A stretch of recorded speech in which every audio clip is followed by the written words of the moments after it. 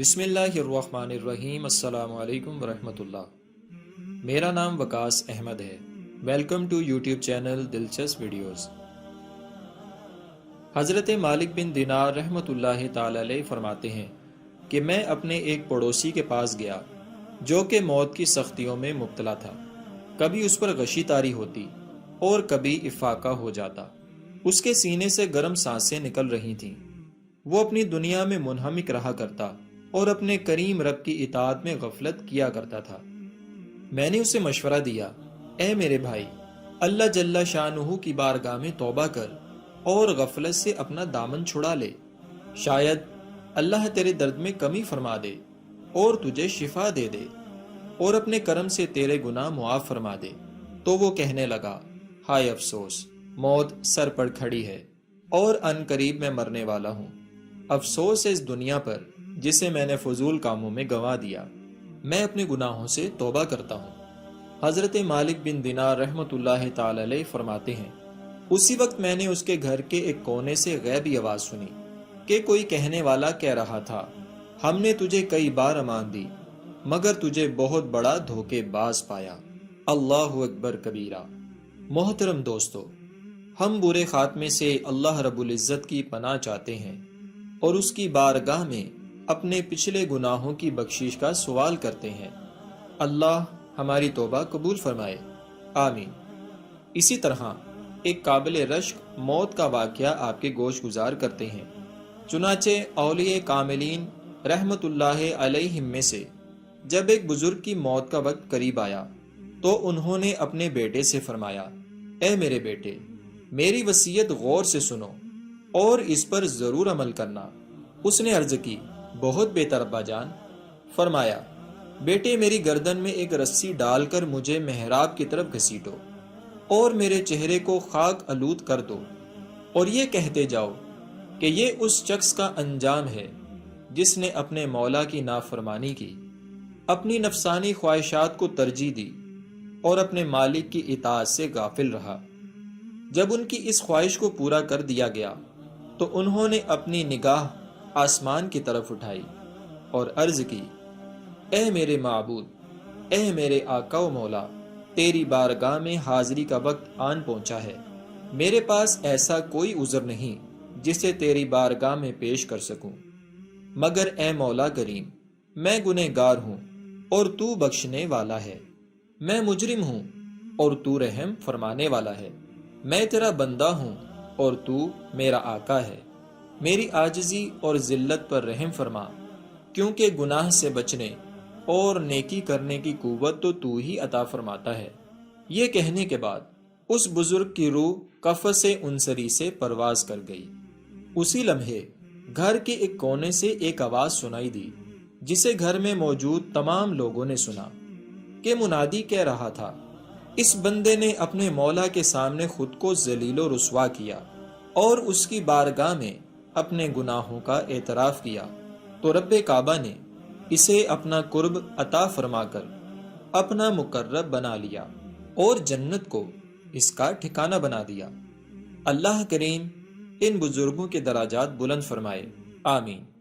میرے محترم دوستو، توبہ کی یہ قبولیت نفسانی خواہشات کی پیروی کرنے والوں کو پکار کر کہہ رہی ہے کہ توبہ کرنے والا نوجوان اللہ کا محبوب ہے، اور ادھیڑ عمری میں گناہ کرنے والوں کو جھنجھوڑ کر کہہ رہی ہے کہ اللہ ان کی توبہ قبول فرما لے گا، اور اظہار ندامت کرنے والے بوڑھوں کو آواز دے رہی ہے کہ اللہ تعالی اپنی محبت میں ٹوٹنے والے دلوں کے قریب ہے۔ مروی ہے کہ جب بندہ اللہ تعالی کی بارگاہ میں کامل توبہ کرتا ہے اور رات میں اپنے رب سے مناجات کرتا ہے تو فرشتے نور کا ایک چراغ روشن کر کے زمین و آسمان کے درمیان لٹکا دیتے ہیں۔ دیگر فرشتے پوچھتے ہیں، یہ کیا ہے؟ تو ان سے کہا جاتا ہے کہ فلاں بن فلاں نے آج کی رات اپنے رب کے ساتھ راضی ہو کر گزاری ہے۔ سرکار مدینہ صلی اللہ علیہ وآلہ وسلم کا فرمان ہے کہ جب بندہ رات میں عبادت کے لیے کھڑا ہوتا ہے تو اس کے اعضاء خوش ہو کر ایک دوسرے کو پکارتے ہیں کہ ہمارا رفیق اللہ کی بندگی کے لیے کھڑا ہوا ہے۔ حضرت احمد بن ابو الحواری رحمۃ اللہ تعالی علیہ فرماتے ہیں کہ میں حضرت ابو سلیمان دارانی رحمۃ اللہ تعالی علیہ کے پاس گیا تو انہیں روتے ہوئے پایا۔ میں نے ان سے پوچھا کہ کس چیز نے آپ کو رلایا؟ کہنے لگے، جب رات کی تاریکی اپنی چادر بچھا دیتی ہے تو اہل محبت قیام یعنی نماز میں کھڑے ہو جاتے ہیں۔ ان کے آنسو رکوع اور سجدہ کی حالت میں ان کے رخساروں پر بہہ رہے ہوتے ہیں۔ پھر جب اللہ جل شانہ ان پر نگاہ کرم کرتا ہے تو ارشاد فرماتا ہے، اے جبرائیل، میرے سامنے وہ کھڑا ہے جس نے میرے کلام سے لذت حاصل کی اور مجھ سے مناجات کی راحت پائی۔ بے شک میں اس سے باخبر ہوں اور اس کے کلام کو سن رہا ہوں اور اس کے رونے اور آہو زاری کو دیکھ رہا ہوں۔ اے جبرائیل، اس سے کہو، میں جو یہ تمہارا غم دیکھ رہا ہوں یہ کیا ہے؟ کیا تمہیں کسی نے خبر دی ہے کہ کوئی دوست اپنے دوستوں کو آگ کا عذاب دیتا ہے؟ یا کیا میں گوارا کروں گا کہ میں کسی قوم کو رات گزرنے کے لیے ٹھکانہ فراہم کروں پھر انہیں نیند کی حالت میں جہنم میں ڈالنے کا حکم دوں؟ یہ کام تو کسی بدکار بندے کے بھی مناسب نہیں، تو کریم بادشاہ کے لائق کیسے ہو سکتا ہے؟ مجھے اپنی عزت کی قسم کہ میں انہیں ضرور ایک تحفہ عطا فرماؤں گا، وہ اس طرح کہ میں ان پر نظر رحمت فرماؤں گا اور وہ میرا دیدار کریں گے۔ حضرت ابو سلیمان دارانی رحمۃ اللہ تعالی علیہ فرماتے ہیں کہ میں نے بعض آسمانی کتابوں میں پڑھا کہ اللہ رب العزت ارشاد فرماتا ہے، جو لوگ میری خاطر تکالیف برداشت کرتے ہیں اور میری رضا کی طلب میں غمگین رہتے ہیں وہ میری حفاظت میں ہیں، وہ میرے قرب اور میری جنت کے باغات میں مزے لے رہے ہیں۔ اپنے اعمال میں ہمتن گوش رہنے والے مقرب محبوب کے دیدار کی خوشخبری سن لیں۔ کیا تم یہ سمجھتے ہو کہ میں ان کے اعمال کو ضائع کر دوں گا؟ میں یہ کیسے کر سکتا ہوں، حالانکہ میں دوستوں پر جود و کرم کرتا ہوں اور گنہگاروں کی توبہ قبول فرماتا ہوں، اور میں ان پر سب سے زیادہ رحم فرمانے والا ہوں۔ محترم دوستو، نیک کام کرنے کی توفیق اور برائی سے بچنے کی طاقت اللہ ہی دیتا ہے۔ یہ اس کا فضل ہے کہ جس کو چاہے گناہوں سے بچا لے اور جس سے چاہے نظر رحمت پھیر لے، اور وہ بندہ گناہوں کی دلدل میں پھنس جائے۔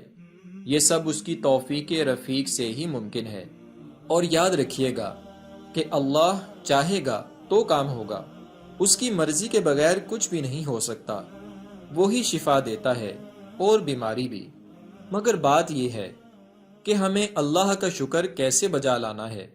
بزرگوں کا طریقہ تھا کہ مل جاتا تو شکر کرتے اور نہ ملتا تو صبر کرتے۔ اور ویسے بھی مسلمان کو بڑا ہی صابر و شاکر ہونا چاہیے ہے۔ ایک عاشق رسول نے کیا خوب کہا ہے کہ زباں پہ شکوائے رنج و الم لایا نہیں کرتے، نبی کے نام لیوا غم سے گھبرایا نہیں کرتے۔ اللہ رب العزت ہمیں عمل کی توفیق عطا فرمائے، آمین۔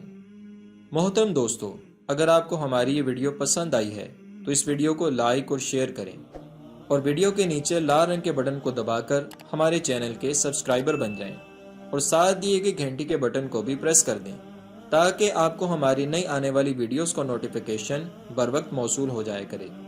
اب تک کے لیے اتنا ہی، ایک نئی ویڈیو کے ساتھ پھر حاضر ہوں گے۔ اپنا اور اپنے پیاروں کا بہت سارا خیال رکھیے گا۔ فی امان اللہ۔